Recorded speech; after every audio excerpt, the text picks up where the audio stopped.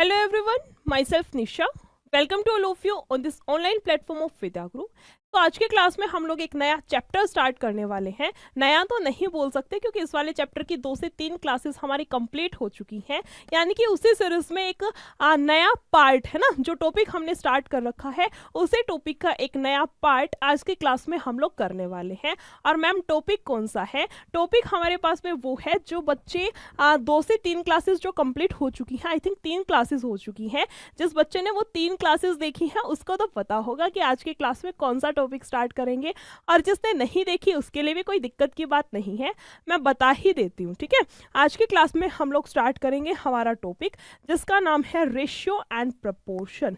हिंदी में इसको बोला जाता है अनुपात और समानुपात। बहुत प्यारा सा टॉपिक है, बहुत अच्छा सा टॉपिक है। अगर मैं बात करूं कि मैम अगर हमने वीडियो पीछे वाली नहीं देखी है, यानी कि लास्ट 2 से 3 क्लासेस को अगर हमने नहीं देखा है, तो क्या हमारी ये वाली क्लास नहीं होगी? ऐसा कुछ भी नहीं है, क्योंकि यही तो हमारी क्लास की खासियत है ना। अगर कोई बच्चा ऐसा है जिसने कि लास्ट के क्लासेस को कंप्लीट नहीं किया है, तो वो भी इन वाली क्लासेस को बहुत अच्छे से कर सकता है। ऐसा कोई भी क्वेश्चन, मैं तो मानती हूँ कि ऐसा कोई भी क्वेश्चन नहीं आप लोगों को देखने को मिलेगा जहां पर कि कोई डाउट हो कि मैम ये चीज़ कैसे आई, 1 यूनिट की वैल्यू कैसे निकाली, कैसे आप लोग इन सभी चीज़ों को पुट किया। ऐसी कोई भी दिक्कत मुझे तो नहीं लगता कि आप लोगों को आएगी। ठीक है, फिर भी अगर आती है तो आप मुझे कमेंट सेक्शन में बता सकते हो कि कहाँ से क्या दिक्कत चल रही है।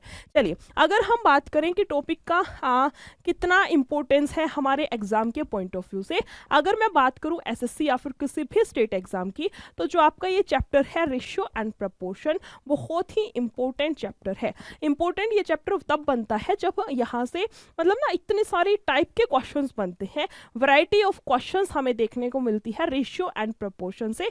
अपने आप में थोड़ा सा wide topic, wide in the sense variety ज़्यादा है, तो उसकी वजह से थोड़ा सा वाइड तो बोल ही सकते हैं।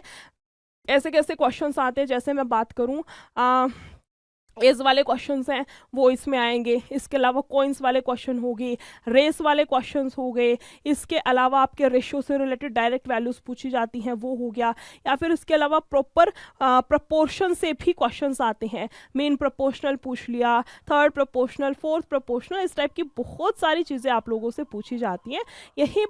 यही हमारे पास में रेशियो एंड प्रपोर्शन के अंदर है।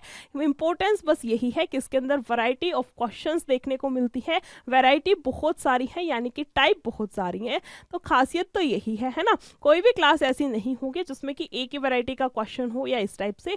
हर एक वैरायटी को बहुत अच्छे से हम लोग क्लियर करेंगे कि किस टाइप के क्वेश्चन को हमें कैसे करना है, उसका बेसिक मेथड क्या है, और अगर हमें वही क्वेश्चन पेपर में देखने को मिले तो पेपर के पॉइंट ऑफ व्यू से कैसे क्वेश्चन को उड़ाना है। ठीक है, सो बात करें अगर हम लोग सबसे पहले क्वेश्चन की, यानी कि क्वेश्चन नंबर फर्स्ट की, डायरेक्ट क्वेश्चन से ही करेंगे।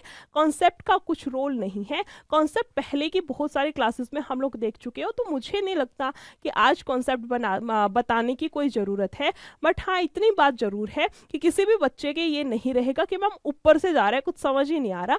वो वाली दिक्कत किसी सिंगल स्टूडेंट को भी नहीं आएगी, इतना तो मुझे भी पता है ना, इतना कॉन्फिडेंस तो मुझे भी है खुद पे। तो चलिए, जहाँ जो भी नया कोई फॉर्मूला यूज़ होगा, कोई नया कॉन्सेप्ट यूज़ होगा, वहाँ पर उस चीज़ को मैं बहुत अच्छे से एक्सप्लेन कर दूँ। क्लियर? चलिए फिर स्टार्ट करते हैं क्वेश्चन से, क्वेश्चन नंबर फर्स्ट से। और क्लास को स्टार्ट करें उससे पहले एक बारी आप लोग फटाफट से क्लास को शेयर कर दो, है ना। फटाफट से क्लास को शेयर कर दो, ताकि जो भी आपका कोई दोस्त हो, कोई भाई बहन हो जो कि एग्जाम्स की तैयारी कर रहा है, जिसको नहीं पता कि कितना पढ़ना है, कहाँ से पढ़ना है, जो कोई एक तरह से बोल सकते हैं फ्रेशर बच्चा है, उनकी थोड़ी सी हेल्प हो सके। और चैनल को सब्सक्राइब भी कर देना, ताकि कोई नई वीडियो आप लोगों के सामने आए, निशा मैम की कोई नई वीडियो, कोई प्यारी सी क्लास आप लोगों के सामने आए, तो आप लोगों को समझ आए कि हाँ क्लास डल चुकी है। ठीक है, चलिए फिर स्टार्ट करें अगर हम लोग क्वेश्चन नंबर फर्स्ट से। तो इसमें देखिए क्या दिया है। इसने बोला है 2 बेलनों की त्रिज्याएं यानी कि रेडियस इतने के अनुपात में है ना। रेडियस का रेशियो क्या दे रखा है, 2:1 है। ठीक है, और उनकी जो ऊंचाई है यानी कि हाइट, उसका रेशियो कितना है, 5:2 है। यहाँ भी कोई दिक्कत की बात नहीं है। उसने पूछा है उनके आयतन का अनुपात क्या होगा। देखिए, the radii of 2 cylinders are in the ratio 2:1 and their heights in the ratio 5:2। What will be the ratio of their volumes. उनकी वॉल्यूम का यानी कि आयतन का हमें रेशियो निकालना है। बस इतनी सी बात है ना। क्वेश्चन ये वाला ना हमें कई बार मेंसुरेशन के अंदर भी देखने को मिलता है और किसी किसी बुक में इस टाइप के क्वेश्चंस को आपके रेशियो के अंदर भी रख देते हैं। क्लियर हुआ? चलिए, इसका मतलब आपको क्वेश्चन निकालने के लिए आयतन यानी कि वॉल्यूम ऑफ सिलेंडर पता होना चाहिए। मैम वॉल्यूम का फॉर्मूला होता है हमारे पास में, क्या आएगा यहाँ से, पाई आर स्क्वायर एच, है ना। पाई का कोई रोल नहीं है, इसको हटा दो क्योंकि कांस्टेंट वैल्यू है। सिर्फ और सिर्फ बात करेंगे आर स्क्वायर और एच पर। यहाँ से देखो कितना आएगा, आर का स्क्वायर 2 दूनी 4 और 4 की 5 से गुना कराएंगे 20, है ना। यहाँ से कितना आएगा हमारे पास में 2। इसने पूछा है रेशियो कितना आएगा, यानी कि हमें इन वैल्यूज को और काटना है और छोटा करना है और एट द एंड या फिर बोल सकते हैं फाइनली आंसर कितना आएगा आप लोगों का, ऑप्शन नंबर सी, है ना। जिस भी बच्चे का ऑप्शन नंबर सी आया है वो बिल्कुल सही आंसर आया है। आई होप सबसे पहला क्वेश्चन था हर एक बच्चे को क्लियर हुआ होगा। वैसे तो सारे क्वेश्चंस क्लियर होंगे, है ना, वैसे तो सारे ही क्वेश्चंस बहुत बढ़िया तरीके से क्लियर होंगे, बट नहीं, पहला क्वेश्चन था एक तरह से शगुन वाली चीज थी। चलिए नेक्स्ट क्वेश्चन पर आते हैं, क्वेश्चन नंबर 2। इसका आंसर करिए कितना आएगा। ऐसा कुछ नहीं है, क्वेश्चन में बहुत कुछ लंबा सारा दे रखा है, हमें पता ही नहीं कैसे निकालना है। बहुत प्यारा सा क्वेश्चन है, बस हमें डिजिट्स को वहां पर वैल्यूज को पुट करना है। क्लियर हुआ? चलिए, इसने बोला है A ratio B ratio C की वैल्यू इतनी है और इन सब की वैल्यू इतनी है, what is the value of B. तो बी का मान क्या है। प्यारा सा क्वेश्चन है। प्यारा क्यों है? क्योंकि इजी है, कुछ करने की जरूरत ही नहीं है। कैसे, देखो यहाँ ना, यहाँ पर क्या दे रखा है, ये वैल्यू किसकी हो गई, ए की, ये हो गई बी की और ये हो गई सी की। ठीक है, इसमें ना पुट कर दो आप, ये जो फ्रैक्शन एक तरह से दी है इक्वेशन, इसमें पुट कर दो, कितना आएगा। जैसे कि 5 बी की वैल्यू है 3, तो 5 दिया कितनी हो गई 15, है ना। फिर क्या है माइनस का ए की वैल्यू कितनी है 2 और फिर कितना है प्लस का 2 सी की वैल्यू कितनी है 5, तो 5 की 2 से कराऊंगी तो कितना आएगा 10, है ना। यहां से देखिए टोटल कितना आएगा हमारे पास में 13 और 10 कितना 23। हमारे अकॉर्डिंग तो मैम टोटल 23 आया है, बट क्वेश्चन के अकॉर्डिंग टोटल कितना है 115 है।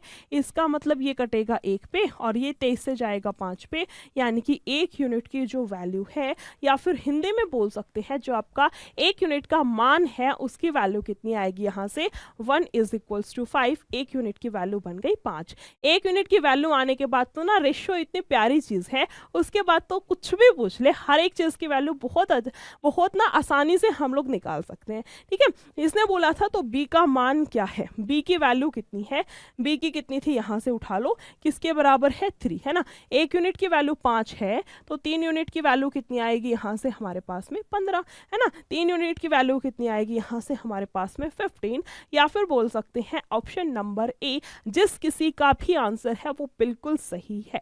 मैं ये क्यों बोल रही हूँ कि जिस किसी का भी आंसर है, क्योंकि मैं इतना मान करके चल रही हूँ कि बच्चा साथ में बैठा होगा, अपनी नोटबुक अपना पेन साथ में लेकर के मेरे साथ साथ क्वेश्चंस को सॉल्व कर रहा होगा, इतना मैं मान करके चलती हूँ, है ना। क्योंकि सही तरीका यही है, अगर चाहती हूँ ना कि सच में हम लोग मैथ सीख जाए, कि सच में हमें मैथ्स आ जाए। मैथ्स इकलौती ऐसी चीज है, जब तक हाथ नहीं चलाओगे ना नहीं समझ आएगा। तो मैं इतना मान करके चलती हूँ कि साथ साथ क्वेश्चंस के आंसर आप लोग भी निकाल रहे होगे, भले ही आंसर गलत आ जाए उस चीज से कोई खास फर्क पड़ता नहीं है, बट बात वही है कि आंसर तो निकाल रहे हो, एटलीस्ट कर्म तो कर रहे हो ना। फल मिले ना मिले वो तो बाद की बात है, हमारा क्या है फर्ज, हमारा सिर्फ इतना सा फर्ज है कि हमें अपना कर्म करना है, यानी कि क्वेश्चंस के आंसर साथ साथ निकालने हैं।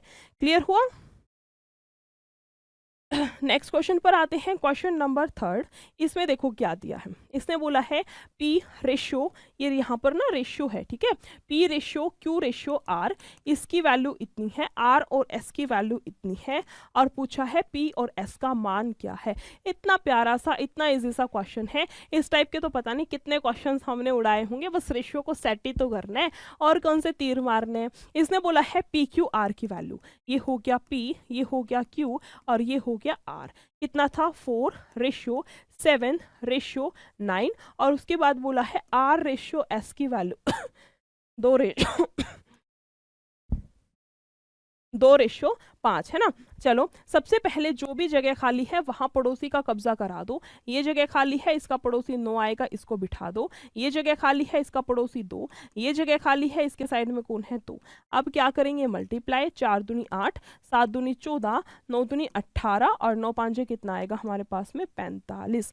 ये सारी की सारी हमारे पास में वैल्यूज आ गई। अब पूछ लो भैया, पी का पूछना है, क्यू का पूछना है, जिसकी आपको वैल्यू चाहिए हम लोग बहुत प्यार से निकाल देंगे, है ना। क्वेश्चन ने पूछा क्या था हमसे, पी रेशियो एस कितना है। पी और एस का हमें रेशियो निकालना है, कितना आ जाएगा 8 रेशियो 45। यहाँ से वैल्यू कितनी आएगी मेरे पास में 8 रेशियो 45, या फिर बोल सकते हैं 8 रेशियो 45, या फिर बोल सकते हैं ऑप्शन नंबर ए। जिस किसी का भी आंसर है वो बिल्कुल सही है। मैं थोड़ा सा स्क्रीन के साइड में हो जाती हूँ ताकि जिस किसी को भी स्क्रीनशॉट लेना है आप लोग ले सके, स्क्रीनशॉट में कोई भी दिक्कत ना आए, ठीक है। नेक्स्ट क्वेश्चन पर आते हैं, क्वेश्चन नंबर 4। इसका आंसर करिए फटाफट से, कितना आएगा। सबसे पहले क्वेश्चन को रीड आउट करो, उसको एनालाइज करो कि करना क्या है और कैसे करेंगे और सॉल्यूशन कैसे आएगा, और उसके बाद बस फिर वैल्यूज को पुट करके और आंसर निकालना है ना। चलिए आंसर करिए, कितना आएगा। इसने बोला है 13,000 13,000 को XYZ में इस प्रकार विभाजित किया गया कि x के हिस्से का 2 गुना। यहाँ से पकड़ लो क्वेश्चन को, है ना, क्वेश्चन को यहाँ से पकड़ लो, x के हिस्से का 2 गुना यानी कि 2x, है ना। बोला है y के हिस्से के 3 गुना के बराबर है, y के हिस्से के 3 गुना के बराबर है, और बोला है जो z के हिस्से के 4 गुना के बराबर है। जो y है ना वो z के हिस्से के 4 गुना के बराबर है, तो y का हिस्सा कितना है, बस इतना सा हमें काम करना है, ठीक है। इतना सा हमें यहाँ पर काम करना है। कितनी आएंगी वैल्यूज देखो, अगर मैं यहाँ से निकालूं x की वैल्यू, है ना, अगर x की वैल्यू निकालनी है तो x को छुपा लो, बचे हुए 2 की गुना 4 तिया 12, है ना। y की वैल्यू निकालनी है, y को छुपा लो, 4 और 2 की गुना कराएंगे 8, और z की वैल्यू निकालनी है, z को हटा दो, 3 दूनी कितना आएगा हमारे पास में 6 आएगा। यहाँ से रेशियो को थोड़ा सा छोटा कर ले, यहाँ से जाएगा कितने पे 6 रेशियो 4 रेशियो 3। वैसे तो इस वाले रेशियो से भी कोई दिक्कत आने वाली नहीं थी, बट बात वही है, क्यों फालतू में चीज़ों को एक्सटेंड करना, कैलकुलेशंस को बढ़ाना, बस वही एक छोटा सा मोटिव है। उसके बाद पूछ रखा था y का हिस्सा कितना है। टोटल देखो यहाँ से कितना बनेगा, 6 4 10 और 3 13, हमारे अकॉर्डिंग 13 आया है, क्वेश्चन के अकॉर्डिंग कितना आया है 13,000, यानी कि 1 यूनिट की वैल्यू कितनी आएगी हमारे पास में 1,000। पूछा क्या है y का हिस्सा, यानी कि 4 यूनिट की वैल्यू निकालनी है। जब 1 यूनिट की वैल्यू हमारे पास में 1,000 है तो क्या 4 यूनिट की वैल्यू 4,000 नहीं बनेगी, है ना। जब 1 यूनिट की वैल्यू हमारे पास में कितनी है 1,000, तो 4 यूनिट की वैल्यू कितनी आ जाएगी, ऑब्वियसली 4,000।